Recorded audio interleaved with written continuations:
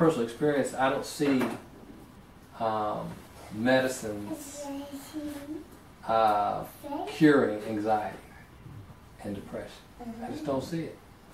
I see it having an impact in reducing the anxiety, but the cure comes when there's treatment, when you're getting talk therapy and strategies to deal with anxiety and these kind of things.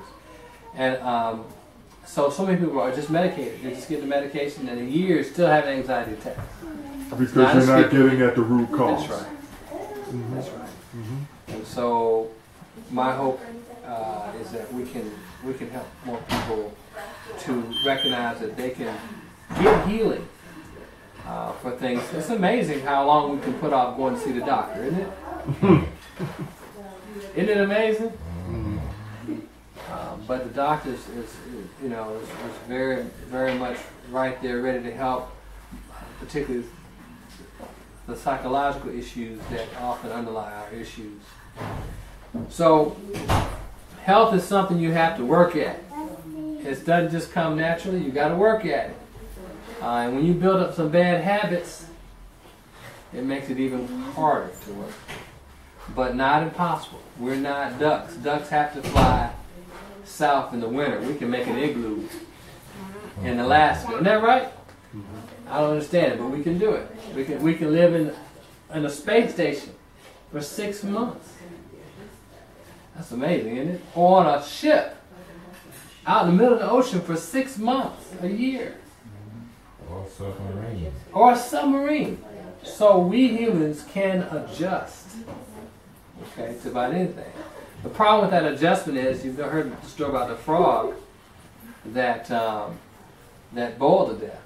But not because the water was hot when he got in, it was cold when he got in, but it was slowly heated up, and so he adjusted and boiled to death. And this is what happens to us in our relationships, in our health life. We get used to, not doing what we're supposed to do. And over the course of time, it's like when you get to the doctor and the doctor says, I wish you had gotten here a little earlier. I might have saved that leg. Yeah. But we put off and put off and put off. So I hope in our emphasis here, we're just getting started, but we really want to make an impact in the community to wake up and become more involved in your health. Okay? America is just, the most overweight, the most prosperous country and the most overweight country. Go figure.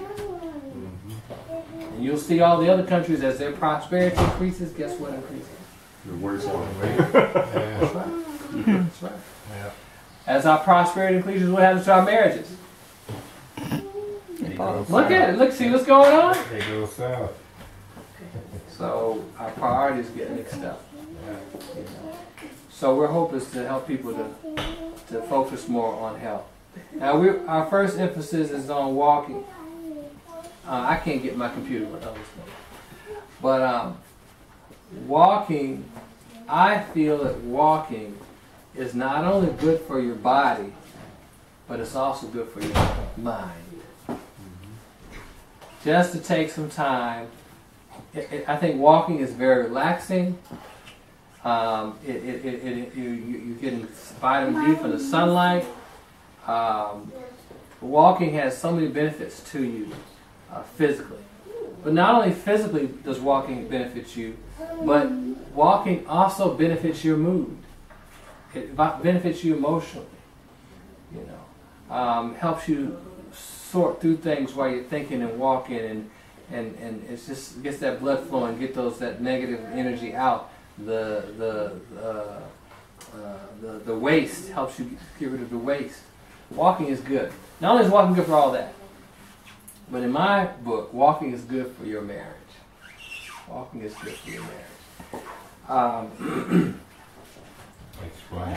Explain. Well, what's the number one reason why you marry your spouse? Had nothing to do with walking. This is a family event now. This is we stay there. Yeah. He said because he looked good. He was a good-looking man. Okay, so what? Okay, so Alicia is very attractive. So what did that mean? That meant you wanted to look at him how often? For the rest of my life. There you go. You wanted to see him often. You wanted to be with him. You wanted to look at him all the time. Look at that. Look at that.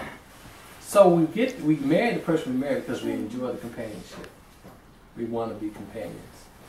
And so companionship means a four-letter word, time, T-I-M-E. We got together so we can spend time together. But as we get busy with this and that, what happens to that time together? Kids come, bills, second job, school, all kinds of stuff goes in there. And time dissipates, it goes away. And so what happens to the companionship? That's right. And so the partners then begin to look into other things and start spending time with other things, and hopefully not other people, but it happens, doesn't it? Maybe spend time eating more to fill up that empty space. All kind of things we get into. And so what couples, this walking time is so valuable for couples because it's actually T-I-M-E. It's time together. I find a lot of couples come in for counseling, they're feuding or whatever's going on, and they actually spend an hour a week in counseling together. Actually spending time together. So truthfully, don't let any of my secrets out, but they're getting more from the time together with me than with me. No, not really. But anyway, so that walking time is really critical for couples because you're spending the time together walking. And what do you do while you're walking? Talk. You talk. That's right. You talk about whatever's on your heart and mind. And so you're killing a lot of birds with one stone walking with your spouse. And I think you need to do it with your children.